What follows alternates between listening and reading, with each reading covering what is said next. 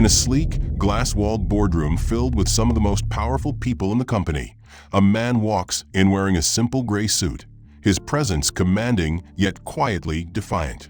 A scar traces a line down his face, a silent witness to battles fought long before this moment, and his right hand bears the unmistakable mark of loss, a missing finger that speaks to survival against odds. As he takes his seat at the head of a table, the room falls into a tense silence, not out of respect, but cold dismissal, eyes flickering with barely concealed contempt and skepticism. Whispers ripple through the room, laughter hidden behind polite smiles, as if they are watching a man who doesn't belong, destined to be broken by the weight of their scorn. But beneath the surface of this calculated humiliation lies a secret so powerful it will shatter their assumptions and redefine everything they thought they knew. This is a story about resilience, power, and the unseen battles that shape who we are, about a man who refuses to be erased, even when every force around him says he should be. If you're ready to dive into a tale where injustice meets unyielding strength, and where the truth is revealed in the most unexpected ways, hit like, subscribe, and drop a comment below telling me what you think so far and where you're watching from. Your voice matters, and this journey is just beginning. Marcus walked in through the glass doors with measured steps that landed heavily on the polished floor, shoes scuffed but shined as best he could, each footfall a quiet demand for the dignity no one planned to give him. The sharp scent of the air-conditioned boardroom stinging his nose in that sterile way all corporate temples did, with walls lined in expensive paneling that muffled sound and trapped every rustle of paper, every click of a pen, every impatient sigh. He was not a stranger to rooms like this anymore, yet they never stopped feeling foreign, hostile, full of unspoken questions about what he was doing there at all. His suit was an old gray, pressed stiff but worn smooth at the elbows, with a white shirt that betrayed its age in a frayed collar. The uneven hem he had carefully tucked and adjusted in the tiny mirror of his apartment that morning. He held a slim folder under his arm, the corners softened by years of use, the faux leather surface cracked like old paint. His right hand, resting against the folder, was marked by its obvious absence of a full little finger, the stump truncated at the middle joint and faintly pink at the scar line, a detail he always tried to hide with careful angling of his grip, though he knew they would all notice it anyway, because people like them always did. The scar on his face was another story altogether, a pale line cutting from his left cheekbone down to his chin, a relic of a fight he didn't talk about, a conversation ender, but also an invitation for the worst kind of curiosity in those who believed their polished manners gave them license to judge him without asking. As he paused at the door, the room had gone quiet, but not in a way that offered respect or attention. It was that cold, predatory hush of people watching a spectacle they felt confident would end in failure. Conversations died not in welcome, but in calculation, like sharks sensing blood in the water. And he felt every gaze touch him like cold needles, appraising, dismissing. One man near the center of the table actually let out a soft snort of amusement before clamping his mouth shut too late, the tail end of the sound spreading in a ripple of shifting papers, adjusted ties, and poorly hidden smirks. Marcus inhaled slowly, holding back the frustrated tightness in his throat. He walked forward, every step measured, so as not to betray the uneven thump of his heartbeat in his ears.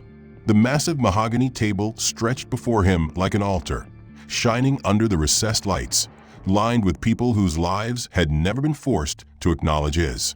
Executives with tailored suits in muted navy and charcoal, subtle watches that cost more than his car, nails clean and well cared for, hair precisely styled in a way that was supposed to look effortless. The women wore sleek blazers with tasteful jewelry and bright, polished smiles that vanished the second he looked up, replaced by clinical blankness or thin-lipped irritation. As he reached the chair at the head of the table, the one marked clearly on the agenda with CEO strategic presentation, no one moved to acknowledge him. No one scooted over to make room for him to place his folder or his notes. No one even inclined their heads. Instead, they watched him with flat, pale curiosity. And when his gaze flickered over them in search of even one friendly face, he found nothing but shuttered expressions, some openly annoyed at his delay, others playing the role of bored dignitaries forced to endure this pageantry. He felt the heat climbing up his neck as his scar itched in the dry air. He forced himself to pull out the chair with a careful scrape that felt too loud in the muffled room, the legs dragging across the plush carpet with a grating hush that made a couple of them wince deliberately as if the sound offended them on principle. He sat carefully, smoothing the front of his suit with one hand while the other pressed the folder flat on the table, trying to hide the uneven finger, but knowing too well that every person here had already noticed, had probably clocked it in the first second and stored it away as an anecdote to share over drinks after he failed. The two people to his left and right didn't shift their chairs to accommodate him, but instead deliberately pushed back with a sharp scrape, angling away with the silent coordination of predators cutting one from a herd. The gap they left wasn't just physical. It was an accusation, a statement of who did and didn't belong at this table. Marcus glanced to the side and caught the eye of the woman in pale pink near the other end of the table. She had a stylus in hand, which she tapped twice against her screen, a coded impatience that seemed to ripple outward. Others shifted in their chairs, legs crossing, pens clicking with brittle metronome regularity. The performance of waiting while making sure he understood the disdain in every bored sigh and raised brow. He tried to find his voice, clearing his throat with a rough cough that echoed once and died, killing any momentum he hoped to claim. At that sound, one man with salt and pepper hair allowed himself a tiny, contemptuous smile before quickly rearranging his face into corporate neutrality. He cleared his throat one more time, this time softer, but the sound drew an unmistakable wince from a man to his right who turned his face away and sighed so loudly it was meant to be heard. Marcus's fingers trembled just enough that he pressed them flat on the folder to hide it. He forced himself to speak. The opening words caught in his mouth for half a heartbeat, but he pushed them out anyway, explaining the rationale behind his plan in careful, calm tones that couldn't quite hide the edge of frustration. He had rehearsed this so many times alone in the quiet of his small living room that the words felt like stones in his mouth now, heavy, reluctant. But he kept going because there was nothing else to do. As he laid out his first key point about expanding into underserved markets, he saw the eyes around the table begin to drift. One woman actually leaned back so far in her chair the backrest groaned in protest, her arms crossing with theatrical patience as her gaze climbed the ceiling as if she hoped it would open and swallow her from boredom. 2 seats down, a man flicked his pen in and out with a click, click, click that set Marcus's teeth on edge, the metronome of disdain tapping away the seconds of his failure. Across the table, another executive let out a weary sigh so drawn out it bordered on sarcastic, shifting in his chair with a rustle of expensive fabric and glancing at the wall clock in a deliberate, showy motion that drew a ripple of stifled laughter from his neighbor. Marcus pretended not to see it, though the heat rushed up his neck again, making the collar of his frayed shirt feel like a noose. He turned a page in his folder, voice tightening as he kept describing his cost-benefit projections, his careful research that mapped out the opportunity in fine detail. But they weren't listening. Not really. He could see it in the way eyes glazed over in the slack, half-open mouths of people who couldn't even be bothered to fake engagement. A man with close-cropped hair lifted one eyebrow, smirked, and leaned over to whisper something to the woman beside him. And she ducked her head with a smile that barely hid her teeth, glancing at Marcus for one brief, humiliating second before looking away and covering her mouth with her hand. He could see her shoulders shake in silent laughter. His voice caught for half a beat. He swallowed and forced himself on. He reached for the clicker to advance the slide, only to see a few people actually flinch backward, as though they couldn't bear even that small interaction. He pressed the button anyway, the slide flickering to the next carefully prepared chart. But the light from the projector seemed to drain the color from his work, leaving it sterile and lifeless on the screen. A man near the end of the table put a hand over his mouth in a pantomime of thoughtfulness, but his eyes crinkled at the corners in mirth. And when Marcus's eyes met his, the man didn't bother to hide the small shake of his head, as if he were watching a child explain a game only he thought was real.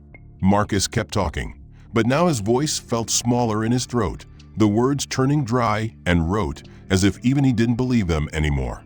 He could hear them texting under the table, the soft swish of thumbs on glass screens unmistakable in the hush. The glow of the screens cast their faces in pale, unnatural light. highlighting the smug curves of their lips as they typed out messages Marcus could only imagine but didn't need to. He knew what they were saying. He could see it in the way they stifled snickers, eyes flicking up to meet someone else's with conspiratorial delight before darting back to their phones. The tiny chime of a muted notification sounded from someone's tablet, and Marcus's gut twisted at the thought that it was his name being passed around, a punchline on an internal thread that would be laughed about later over drinks he wouldn't be invited to. He shifted his weight in the chair, trying to find a posture that didn't feel defensive, but it was impossible. He felt exposed, pinned under the glare of recessed lights and the colder, sharper glare of their disinterest. He adjusted the knot of his tie even though it was fine, fingers brushing the frayed collar again, aware of every imperfection in his appearance that had gone unnoticed in the mirror this morning, but now felt as bright and obvious as a neon sign. He kept explaining, his words thinning out as he heard another suppressed chuckle near the end of the table, the high-pitched release of a breath that gave away someone trying and failing to hold in laughter. The folder under his hand felt cheap now, the worn cover slick with sweat. He noticed a small tear at one corner and pressed it closed, absurdly, as if he could hide the evidence of how much this meant to him. No one offered to help. No one leaned forward in interest. They watched in bored hostility or polite contempt, the worst of them openly grinning at their devices as they spread whatever humiliating commentary they could craft fastest. Marcus felt the weight of all those hours spent perfecting this plan, the late nights under a buzzing lamp, his cramped hand scratching out notes while his back ached from a second-hand chair. All of it laid out on this table in front of them like an offering they wouldn't even bother to spit on. He cleared his throat again, but this time it didn't help. The words rasped out, unconvincing, small, drowned by the clicking of pens and the clacking of phones. He scanned the room again, hoping for any sign of curiosity or respect, but found only thin-lipped amusement, rolling eyes, and the barely concealed gleam of people who couldn't wait to tear him apart. He drew a shuddering breath, determined to continue, and pressed the button to advance his slide deck, the projector humming quietly overhead like an impatient judge. The next slide snapped into place on the wall, a chart he'd spent hours perfecting, its axes carefully labeled, its colors chosen for clarity and impact. But as the image flickered into full resolution, he froze. The title he had painstakingly written was gone, replaced with a crude, slapdash edit in glaring red letters that read Pipe Dream for charity cases, the letters scrawled in a mocking, childlike font designed to amplify the insult. He heard the first snort of laughter before his brain even processed the words. It was sharp and delighted, the kind of laugh you couldn't hide even if you tried. Then another joined it, lower and meaner. He felt the heat flood up his neck, and for a half second he couldn't move, couldn't think, couldn't speak. He turned his head slowly, eyes wide, mouth slightly open, to see the line of faces around the table breaking apart into smirks and barely contained snickers. One man with graying hair tried to smother his laughter with a cough, but failed spectacularly, shoulders shaking as he leaned back in his chair, eyes glinting with malicious glee. Another woman covered her mouth with her fingers, but her eyes crinkled with joy, her cheeks flushing with the effort of holding it in. The sound built quickly, rippling through the room in uneven waves, punctuated by gasps and giggles as more people finally gave in. Marcus felt dizzy, the blood roaring in his ears, his vision going hot at the edges as he watched them share the joke, his work, twisted into a punchline. He looked at the screen again, unable to tear his eyes from the bright red letters, the cruel simplicity of the insult that reduced months of labor into a single moment of ridicule. He squeezed the clicker in his hand so hard he thought it might snap. He tried to clear his throat, to say something, anything to regain control, but the words stuck, thick and useless. One team lead, a man with a shaved head and a too-tight tie, slowly began to clap, the sound measured, deliberate, booming in the hush that followed the laughter as if it were a judge's gavel. Clap, clap, clap. The sound seemed to shake the walls, daring anyone to challenge it. Marcus flinched with each impact, stomach twisting as the meaning sank in. This wasn't applause. It was condemnation. It was mockery made physical. The room fell quiet for a heartbeat as everyone watched the slow, clapping man, the silence worse than any jeer. Then, like a dam breaking, the laughter returned, this time louder, freer, bolder. A man in a pale blue shirt let out an actual bark of laughter, slapping his knee for emphasis. Someone else whistled low and appreciative, like an audience at a comedy club. Marcus tried to speak again, voice trembling, but was drowned out by the chorus of cruel mirth. He felt like he was shrinking, folding in on himself, the chair under him suddenly too big, the room too bright, too hot. He tried to advance the slide to cover it up, pressing the button so hard the remote clicked sharply, but the projector took a moment to respond, long enough for the laughter to crest one final time before dying out in stifled giggles and wiped eyes. The new slide appeared blank, but for a single word in all caps that hadn't been there when he practiced: failure. He felt his gut seize up while burning his throat. He heard the hiss of someone sucking in air between their teeth in fake sympathy, felt the wet heat of tears pressing behind his eyes, and forced them back with all the dignity he had left. He wouldn't give them that. He wouldn't. He forced his shaking hand to his side, setting the clicker down so carefully it barely made a sound on the polished wood. He tried to catch someone's eyes, anyone's, to plead silently for the tiniest sliver of humanity. But they looked away, embarrassed for him or too amused to bother hiding it. The room fell quiet again, but not the respectful quiet of people waiting to hear him out. It was the anticipatory hush of an audience waiting for the next act of a farce. He heard the low buzz of someone's phone vibrating on the table, a new message no doubt riffing on the spectacle, another meme in the making. His face contorted, caught in mid-sentence on someone's hidden camera. He could almost hear the captions they would write. He swallowed again, dry, painful, forced himself to raise his chin half an inch to pretend he was still in control. But they knew. They all knew. The power dynamic had shifted so decisively that no one even felt the need to hide it anymore. He was exposed. He clicked the remote again, hurriedly, skipping past the vandalized screen, voice cracking as he tried to regain his place to keep the meeting on track. But the damage was done, and he knew it, could feel it in the shift of the room's energy, no longer even pretending to listen. He cleared his throat a final time, the sound small and defeated, and pressed on, reading off the bullet points with mechanical precision while the edges of the folder dug painfully into his palms. The worn seam biting at the base of his missing finger, as if mocking him too.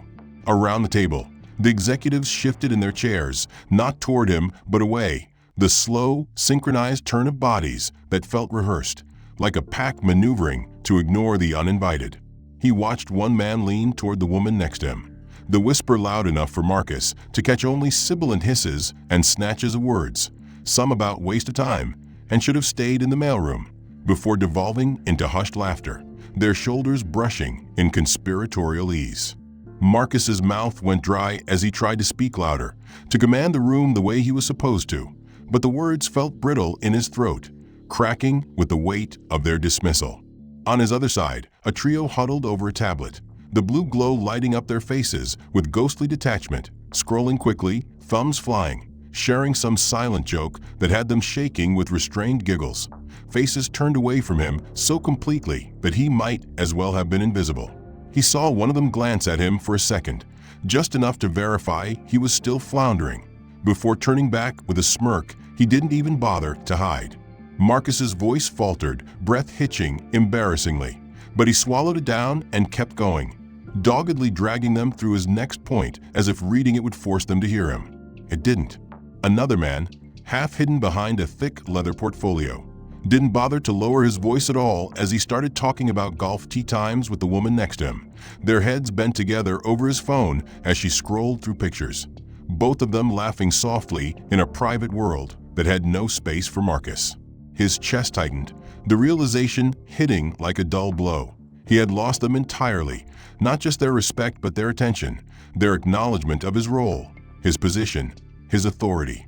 He kept reading anyway, because stopping would have meant surrendering completely, and he couldn't do that, not yet, even as the taste of it sat thick and bitter in his mouth. Then came the final insult. As he flipped to his last notes, His eyes caught a crisp stack of papers being passed down the table, the printed agenda for the rest of the meeting.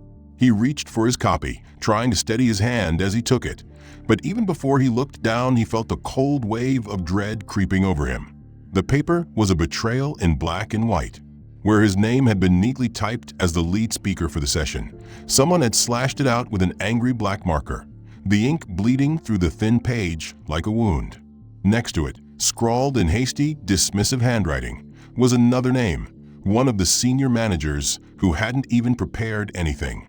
Marcus's eyes followed the thick line of a strike-through, his vision blurring momentarily, the words underneath obliterated with such vicious finality that he felt it as a physical pain in his gut. He swallowed, throat clicking in the silence, and lifted his gaze, searching the table for anyone willing to meet his eyes, to share in the outrage, the confusion, the sheer wrongness of it. No one did. They were too busy passing the agenda sheets along, heads bent in polite focus, acting as if this were nothing, as if it hadn't just erased him from his own meeting.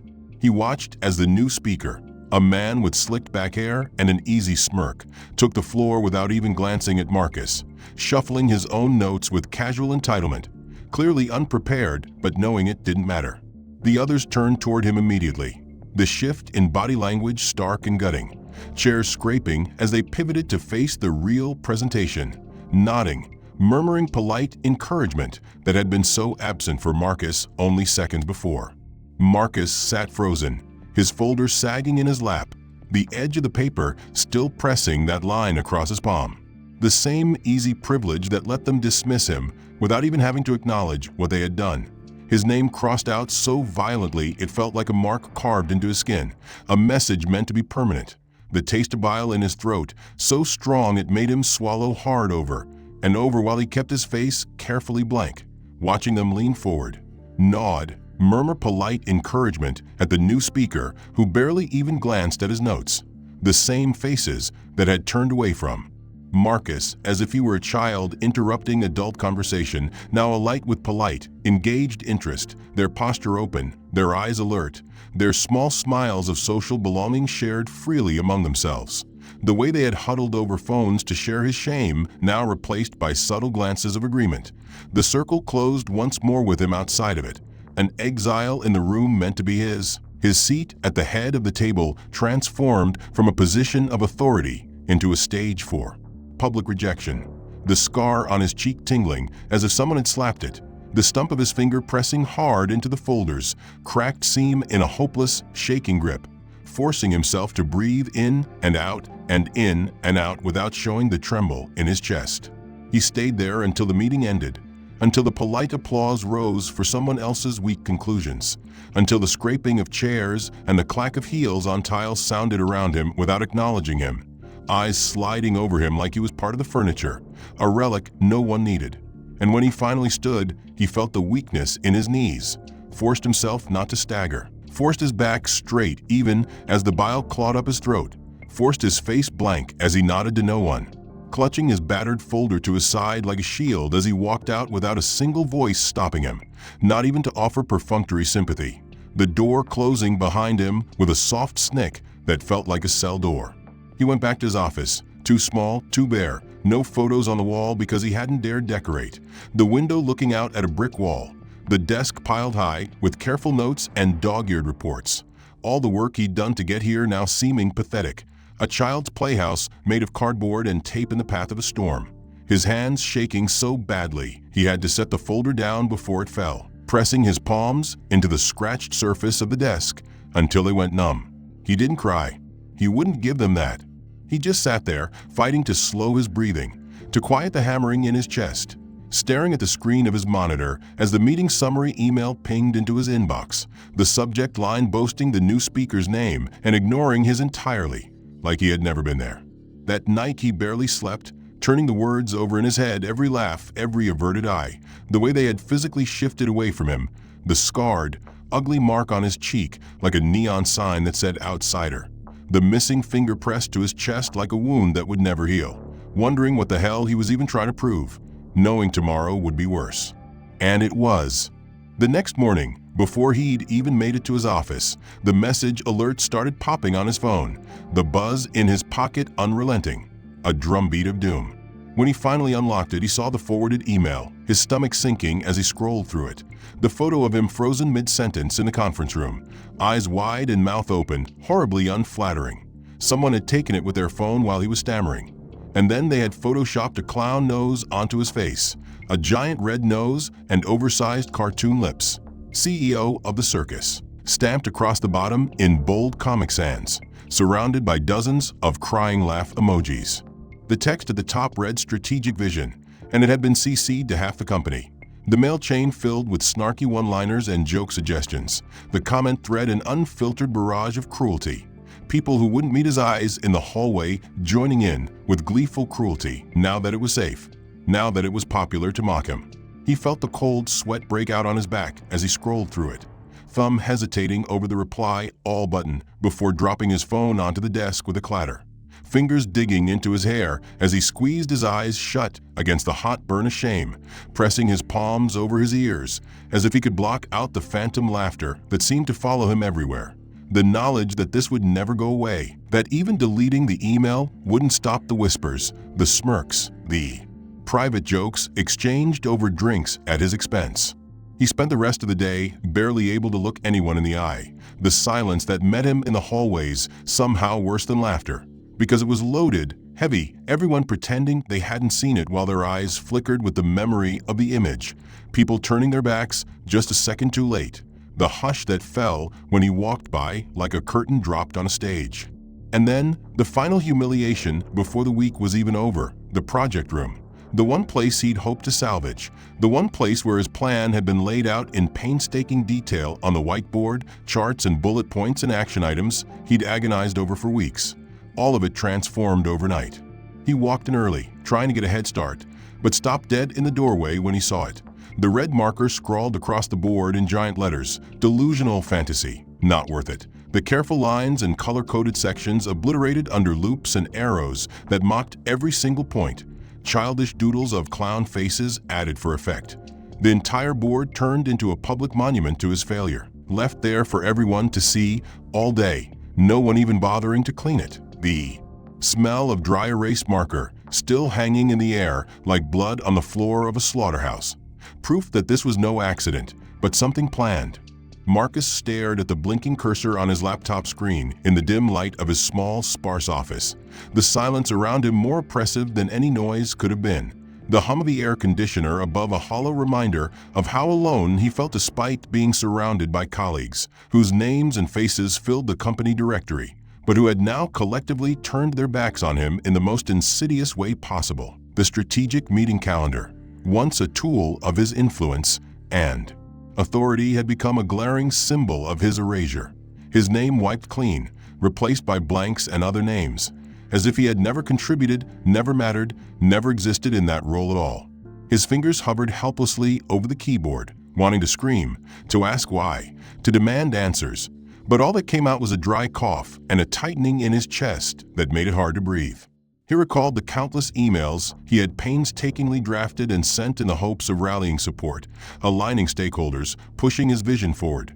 But they sat unopened or worse, read and discarded, while he watched the flood of instant messages and trivial chatter that flowed freely among others, their quick replies and emojis mocking his silence and invisibility. The sting of this deliberate neglect was sharpest in the shared inboxes where important threads grew cold, conversations moving on without him, decisions quietly finalized with no hint of his input or presence, a slow death by 1,000 ignored messages and unanswered calls. Every ping on his phone, instead of relief or hope, sent a spike of anxiety through him, a reminder that no one was reaching out, that the social fabric of the company had frayed around him until he was cut off, stranded. He found himself replaying conversations in his mind, searching for the moment when things had changed, trying to grasp the thread that could pull him back in, but it slipped through his fingers like smoke, replaced by whispers behind closed doors, by glances that quickly flicked away, by the subtle but unmistakable shift of exclusion that pervaded every interaction. Despite the cold isolation, Marcus's mind raced with ideas, solutions, plans that might still pierce through the fog of rejection, but the weight of invisibility pressed heavy on his spirit. a constant reminder that the most brutal form of power was silence, the weaponization of absence. Yet, beneath the quiet despair, there flickered a stubborn ember of resolve, a refusal to be erased, a determination to find a way back to the table, to reclaim not just his role, but the respect that had been systematically stripped away. Each day became a test of endurance as he navigated the labyrinthine politics of the corporate world, seeking allies in unexpected places, quietly building bridges where walls had been raised. The scar on his cheek felt like a brand, a permanent mark that distinguished him in this hostile environment, while the missing finger a symbol of battles fought and wounds carried. Reminders that survival required more than strength. It demanded strategy, patience, and an unyielding will. He studied the company's financials, market trends, and competitive landscape with renewed intensity, seeking data and insights that could turn the tide, drafting proposals that addressed their concerns in ways they might not expect. Despite the cold shoulder from many, a few voices from the margins reached out, emails from junior staff, private messages from distant departments, small acts of solidarity that kindled hope and reminded Marcus that he was not truly alone. He leaned back in his chair, eyes closing briefly as the exhaustion weighed down on him, the quiet of the office settling around him like a shroud. But inside, the fire still burned. The fight was far from over, and though the silence threatened to drown him, Marcus knew he had to find his voice again, to break through the barriers of exclusion and prove that he belonged not just in title, but in substance. Marcus entered the large auditorium where the all-hands meeting was being held, the room buzzing with the low murmur of hundreds of employees gathered in rows of chairs under harsh fluorescent lights that seemed designed to spotlight rather than soften, the air thick with the scent of stale coffee and nervous anticipation, his steps heavy but determined as he made his way to the stage at the front, clutching his notes tightly in one hand while the other hand curled instinctively to hide the absence of his little finger, the scar on his cheek burning faintly from the tension that built inside him. He was well aware that this wasn't just another meeting. It was a test, a spectacle, a final judgment passed in front of everyone he was supposed to lead. And though the sting of rejection and exclusion had worn on him for weeks, he had prepared meticulously for this moment, rehearsing his speech until it was burned into his memory like a mantra, a last stand to reclaim his voice and authority. As he stepped up to the podium, the spotlight trained mercilessly on him. He felt the weight of every gaze in the packed room settle on his figure, some filled with sympathy, many with barely concealed disdain, others with thinly veiled amusement. He cleared his throat and opened his mouth to speak, his voice steady despite the pounding of his heart echoing in his ears, the silence waiting for his words to fill it like a vacuum. But before the first syllable could escape, the microphone abruptly went dead, the speakers falling silent as if someone had flipped a switch, leaving him stranded in an unnerving, oppressive quiet that stretched for several long seconds, each one amplifying the embarrassment and confusion flooding his face and body. He pressed the microphone several times, tapping it and leaning in close to the receiver, but there was no response, no crackle, no static, just dead silence. The audience began to shift uncomfortably in their seats, whispers rising in the back rows as some exchanged glances, and Marcus felt every eye locked on him, measuring, judging, waiting for his next move, which was swallowed by the cruel absence of sound. He stepped back from the podium, lips parted as if to speak again, but no sound came, his throat tight with frustration and humiliation, the spotlight still fixed on him like a magnifying glass exposing every falter. Slowly, painfully, he turned and made his way back to his seat, the weight of dozens of pairs of eyes following his every step like a parade of silent witnesses to his failure.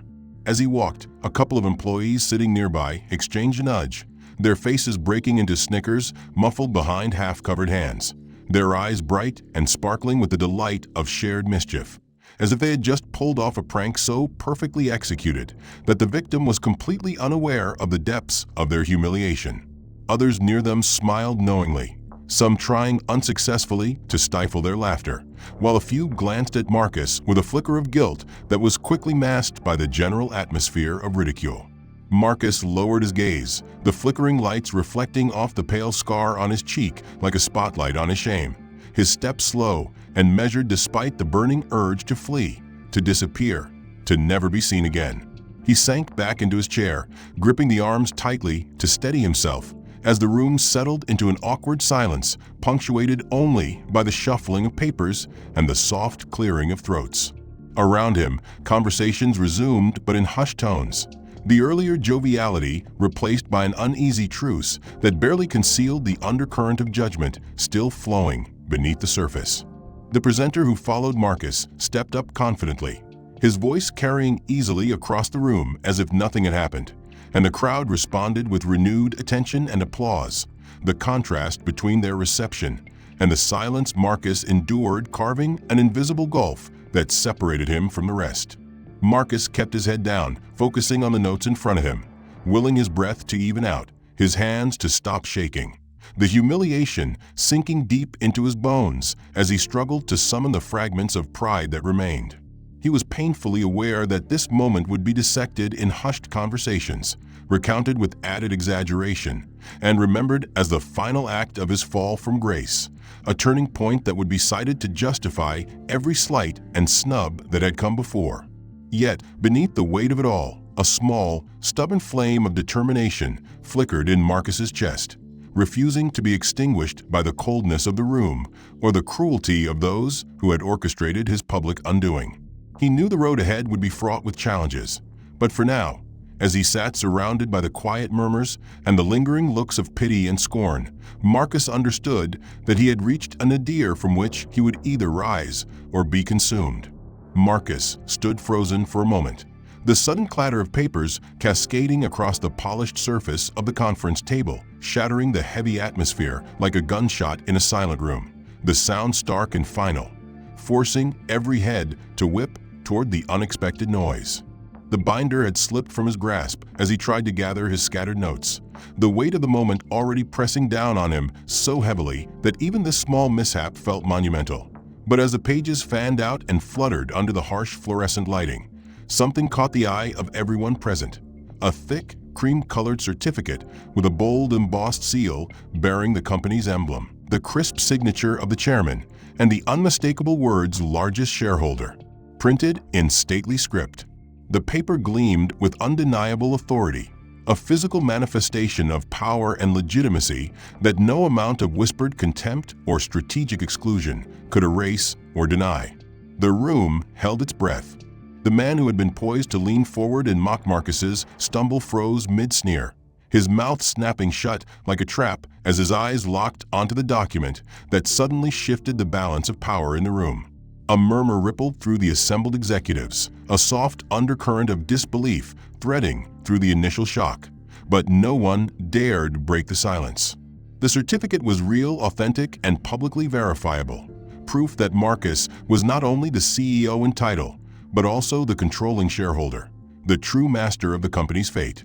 Eyes darted around, searching for confirmation, but Marcus held up a calm hand to stop any interruption. His voice, when it came, was low but steady, cutting through the stunned quiet with measured clarity as he explained the legal ownership and the implications it carried. His words were no longer tentative or defensive. They were statements of fact, delivered with the quiet confidence of someone who had fought hard to earn their place and was not about to surrender it. The shift in the room was palpable. Where once there had been scorn and dismissal, now there was hesitation, respect tinged with wariness. The same people who had openly mocked him now exchanged uneasy glances, some shifting uncomfortably in their seats, realizing that their casual cruelty had just collided with the harsh reality of power.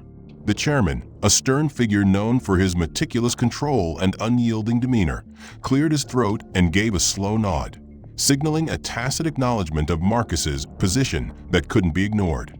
The dynamics of the meeting transformed instantly. Whispers gave way to attentive silence as the board members recalibrated their approach, now conscious that they were dealing not with an outsider or a powerless figure, but with the very person who held the ultimate authority over the company's direction. Marcus carefully gathered the scattered papers, his fingers steady as he reorganized his notes, the confidence returning to his posture as he reclaimed the floor, no longer fighting to be heard but commanding it by right. The scar on his cheek seemed less like a mark of past battles and more like a symbol of resilience, a testament to the struggles he had endured to reach this moment. The missing finger, once a source of self-consciousness, felt less like a weakness and more like a reminder of his perseverance through hardship.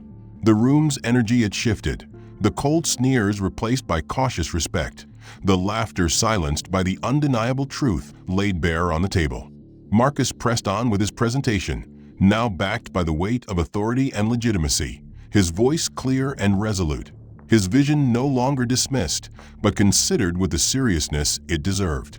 The executives listened, some nodding slowly, others scribbling notes, all aware that the power balance had irrevocably changed. Though the tension still lingered, Marcus sensed the beginning of a new chapter, one where his voice would carry weight beyond mere words, and his plans might finally find the support they needed to come to life. The subtle twist of fate had turned the tide, not with grand gestures or confrontations, but through the quiet revelation of a document that no one could contest, a reminder that true power often lies not in the noise of authority, but in the undeniable proof of ownership and control.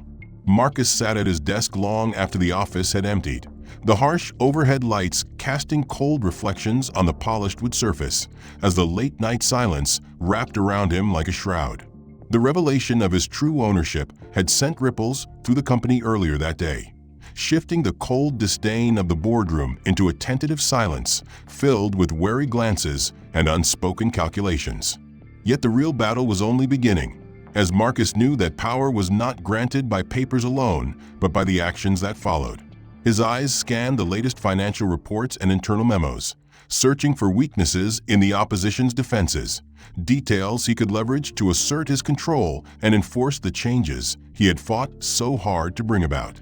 The company's budgeting system, once a straightforward ledger of expenses and forecasts, had become a battlefield where old alliances tried desperately to maintain their grip on resources, diverting funds and delaying approvals to sabotage his initiatives. But tonight, as he plotted his next moves, Marcus understood that the tools of bureaucracy could be wielded just as ruthlessly from his side. His fingers flew over the keyboard, drafting executive orders that would freeze budgets of key departments led by the very people who had mocked and marginalized him, preparing lists of personnel to be reviewed for performance and conduct, laying the groundwork for the sweeping changes that would shake the company to its core. The emails and messages he composed were clinical and precise, lacking the fury that simmered beneath his calm exterior, but carrying the unmistakable weight of authority that only the largest shareholder could wield. He knew that these measures would provoke backlash, perhaps even legal challenges, but the time for subtlety and patience had passed. The company culture had tolerated cruelty and exclusion for too long, and the consequences were now inevitable. As dawn approached, Marcus leaned back in his chair, exhaustion tugging at his muscles, but his mind sharp and focused. He envisioned the faces of those who had laughed at him, the smug smirks frozen in the memory of boardroom meetings, and felt a cold satisfaction that justice, though delayed, was finally within reach.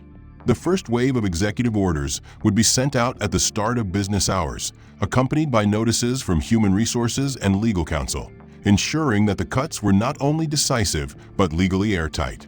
The systems he had quietly studied, the ERP, the access control software, the internal communication networks, were all aligned to enforce his decisions immediately, cutting off the resources and privileges that had once shielded the dissenters.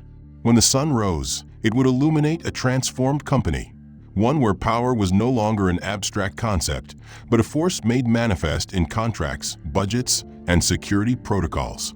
Marcus allowed himself a brief moment to close his eyes and breathe deeply, feeling the tension in his shoulders ease just slightly as the plan crystallized in his mind. He was no longer the marginalized outsider. He was the gatekeeper, the arbiter, the one whose signature would determine the future of the company and the careers of those who had scorned him. Yet even as he prepared for the upheaval, a part of him remained cautious, aware that revenge alone was a hollow victory without vision and leadership to follow. His thoughts turned back to the communities his plan aimed to serve, the markets overlooked and underserved, the potential for growth and transformation beyond the walls of this cold office. The stakes were higher than personal vindication. They were about creating a legacy of change that would outlast the current turmoil. Hours later, the first emails were dispatched, the words crisp and unyielding as they cascaded through the company's servers, landing in inboxes of those who had once sneered and conspired against him. Simultaneously, security systems updated access privileges, locking out individuals from restricted areas and suspending accounts pending review. Within minutes, whispers spread through the company like wildfire, shocked murmurs, hurried phone calls, hurriedly rearranged meetings as the affected executives scrambled to understand the sudden loss of power and resources. The initial shockwave was just the beginning. Marcus knew that resistance would flare, that alliances would be tested, but he was ready. As the morning light streamed through the windows of his office, casting long shadows across the desk cluttered with papers and glowing monitors, Marcus felt a quiet resolve settle within him.